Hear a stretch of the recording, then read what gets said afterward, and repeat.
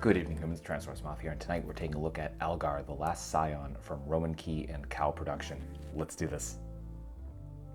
Aesthetically speaking, this figure is beautiful. This is a figure that caught me from the very first promo photos that went out, and just obviously the design is something that is in my wheelhouse. But beyond that, just a lot about this didn't just talk to me, it screamed at me. And I can honestly say it looks better in person even than it did in the promo photos. Just sculpt head to toe, just awesome details with all those scales, the varying types of scales depending where they are on the anatomy of the figure. Just really creative and excellent stuff. Just really kind of comes to life really on the shelf. It's just a really cool piece. Not only that, I do like the colorings here. We got kind of the more kind of dark yellowish cream for the chest. We got that red line going down the middle, like the throat, down the middle of the torso. Then we get, and this is the part that I really think just doesn't come across in the pictures and probably doesn't come across on video either, is the blue here. So not so much this piece right here, but the rest of it almost has kind of an iridescence kind of feel to it. It's not blatant. It's not very in your face, but it's a really nice subtlety that comes across in person very, very nicely. We see that head sculpt. This is the default one with the kind of yelling head. There's also a hole back there. We'll get back into that in the next section as to why that's there. And we get these nice flourishes of this kind of violet purple going on as well. Just really well proportioned figure, amazing colors. The only thing I think I would have liked to have seen differently is basically the blue carrying onto the back of the legs. I think it looks a little awkward that you get that kind of warmer tone on the back and not just on, just on the back. It looks a little strange to me, but other than that, everything else about this figure, just positively gorgeous, just a great looking figure. We get a great group of accessories here, so let's jump right in, starting with hands, and we do get a pair of fists right out of the box. Then we get a pair of gripping hands, fully painted. And then finally, we get a pair of clawing hands, again, fully painted, just those awesome details and sculpt. Then we get two separate head sculpts. So we looked at this one before, the kind of screaming head with a hole in the back. And then we get another head, which actually has an articulated jaw. And you can see the eyes, it's more of a relaxed look to it. So we get the pupils in there, which we don't get in the other head. I kind of wish they just had kind of kept with the pupilless eyes, but this is still awesome to have, especially because we get that extra point of articulation. So there's that. The hole in the back of the head for the default one, though, is for this flame effect. I love the way they did this. Great sculpt, and I love the way it goes from yellow, or actually rather, I guess from the point of origin, goes from this very light baby blue into this magenta sort of color, and then kind of a yellowish orange. Just really cool transition. And very non-traditional, so I really love that. And you can see there is kind of a peg here on the end, so it just kind of fits right in there, which is awesome. Then we get a weapon, so we do get this really nice looking sword. Very FromSoft, I think, in terms of its design, just very non-defined. Looks like it's kind of chiseled or made out of something organic or made out of rock of some sort, or maybe a mix. Just really cool. Obviously it's this kind of translucent orange plastic with this black paint that just really gives it a really, really cool look. Then we get some clothing. So we do get a kind of tunic top sort of deal. There's some wire coming here on the front. There's some at the collar. And then we get these two hangy down pieces here, which are also full of wire. So you get a lot of posability there. You can see some really nice aging. So it's this base gray. We got some kind of sand, kind of tan sort of color going throughout there, and the ends a little bit of a dark purple, kind of make it look a little burnt, frayed, just aged. Really cool. And then finally, or not finally, we get this kind of skirt piece, same coloring, so looks really good. We get some wiring here, and then around the waist itself. No, not around the waist itself, pardon me, but we do get these sides here, so it's really nice posability there as well.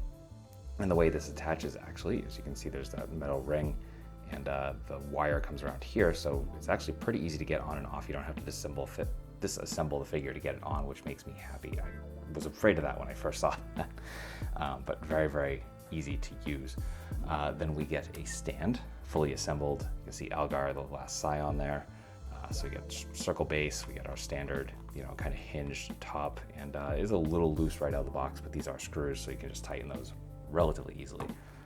Then we get a small bag of replacement joints. I love that they put throw these in here. You never know what's going to happen, and yeah, I hope that means they don't expect it to, but it's still cool to have extra pieces. And then finally, we get this kind of card, and I probably should have taken this out of the package, but as you can see, just some really, really cool art of Algar there. And you know, at the back, we get the symbol and some instructions, both Chinese and English, just kind of telling you some care directions. So yeah, that will do it for accessories.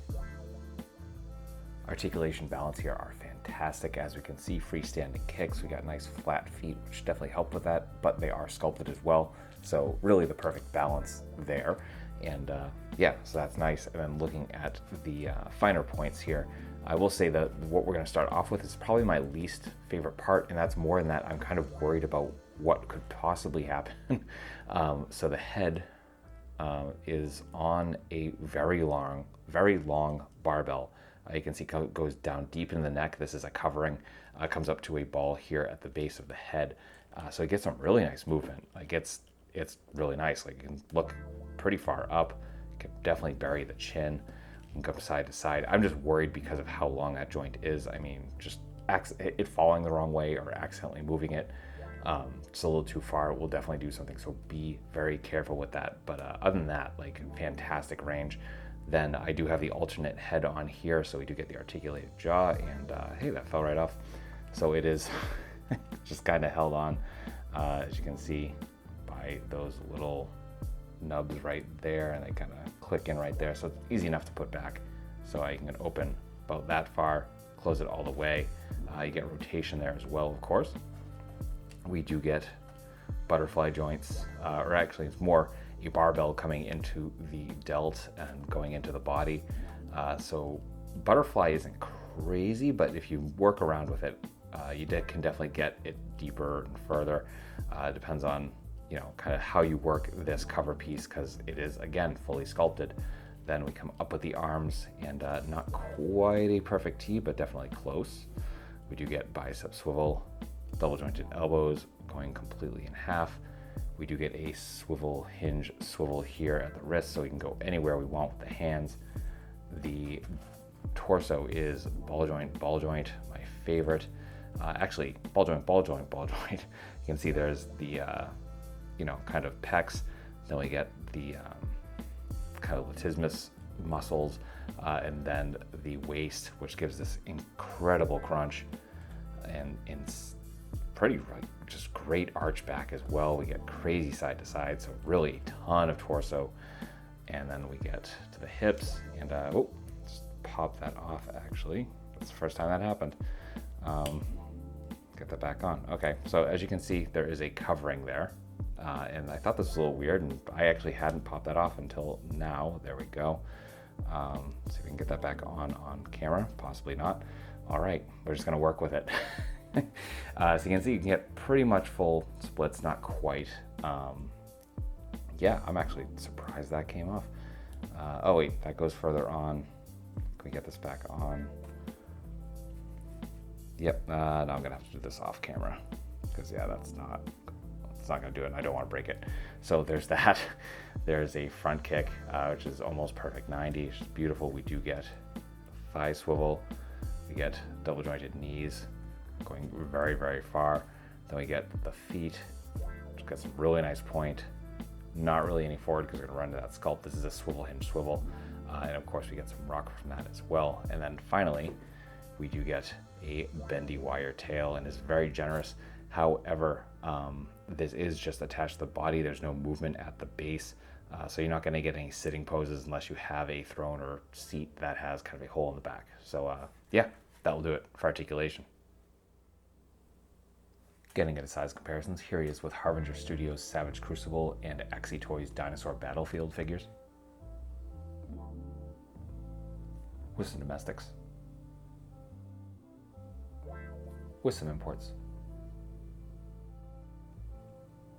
With some monsters. Finally, with yours truly in human form in both 1/18 and 1/12 scale. So my final thoughts on Algar The Last Scion, who's apparently also the first receiver according to the back of the box from RomanKey and Cowl Production, is that this figure is absolutely fantastic. Some great articulation. It looks positively beautiful. Great accessories, just so much good stuff going on here. So I cannot recommend it enough.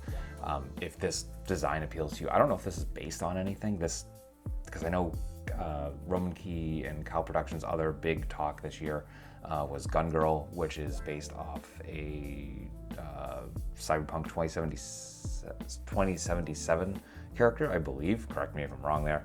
So that's been getting some traction. So I assumed that this was based off something I'm just not aware of. But in any event, it's badass. It's just, even if, again, I don't have any connection to whatever this is based off of, if that's the case, it's just awesome looking, and it's just a super fun figure. Cannot recommend it enough. Yeah, just so much good stuff going on. So it is available from a few different online retailers. It might still be up on 5K Toys as of me recording this. It might not be, so I wish you the best of luck in picking this up. But that being said, I hope you found this review informative and somewhat entertaining. If that's the case, I hope to see you back here, because I do videos every week of reviews every week of action figures related to tokusatsu, dinosaurs, monsters, pro wrestling, and more. So if any of that appeals to you, come on back. Let's talk about some nice plastic and just escape the world for a while. But really, at the end of the day, I just hope you're well. Hope that all your toy dreams come true. And most importantly, I hope that you and yours stay weird, simians.